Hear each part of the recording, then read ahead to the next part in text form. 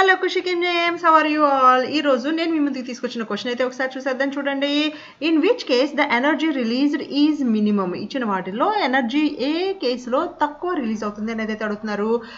క్లోరిన్కి ఒక electron add చేసి Cl minus చేయటంలోన, పీకి ఒక ఎలక్ట్రాన్ యాడ్ చేసి P మైనస్ చేయటంలోన, నైట్రోజన్కి ఒక ఎలక్ట్రాన్ యాడ్ చేసి N మైనస్ చేయటంలోన, కార్బన్కి ఒక ఎలక్ట్రాన్ యాడ్ చేసి C మైనస్ చేయటంలోన. ఒక ఎలక్ట్రాన్ యాడ్ చేసినప్పుడు రిలీజ్ అయ్యే ఎనర్జీని మనం ఎలక్ట్రాన్ అఫినిటీ అంటాము. సో దేనికి తక్కువ ఎలక్ట్రాన్ అఫినిటీ వస్తుంది అనేది అయితే అడుగుతున్నారు అనమాట. రైట్ ఆన్సర్ ఏమై ఉండొచ్చు అంటే, నేను మీకు ఒక హింట్ ఇస్తాను. ఆల్రెడీ స్టేబుల్ కాన్ఫిగరేషన్ ఉండి ఒక ఎలక్ట్రాన్ యాడ్ చేసినప్పుడు మనకి అది ఎనర్జీ అనేది చాలా తక్కువ రిలీజ్ అవుతుంది. సో దేనికి ఆల్రెడీ స్టేబుల్ కాన్ఫిగరేషన్ ఉంది ఒకసారి చెక్ చేయండి.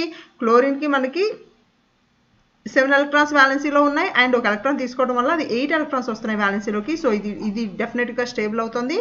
సో అది కాదు, ఎందుకంటే ఎక్కువ ఎనర్జీ రిలీజ్ అవుతుంది. ఎప్పుడైతే స్టెబిలిటీ ఇంక్రీజ్ అవుతుందో ఎనర్జీ తక్కువ అవుతుంది, అంటే ఎక్స్ట్రా ఎనర్జీ ఏదైతే ఉంటుందో అది రిలీజ్ అవుతుంది అనమాట. సో ఇది మనకి రైట్ ఆన్సర్ కాదు. అలాగే కార్బన్ అనేది సి దగ్గర మనకి స్టేబుల్ కాన్ఫిగరేషన్ లేదు, అంటే పిలో మనకి 2 ఎలక్ట్రాన్స్ ఉన్నాయి కానీ ఇక్కడ P3 కాన్ఫిగరేషన్ వస్తుంది, అంటే హాఫ్ ఫిల్డ్ కాన్ఫిగరేషన్ వస్తుంది, అంటే ఇక్కడ మనకి స్టేబుల్ వస్తుంది, అంటే ఇది కూడా మనకి రైట్ ఆన్సర్ కాదు. ఈ రెండింటిలో మనకి ఒక రైట్ ఆన్సర్ ఉంది, అదేంటి?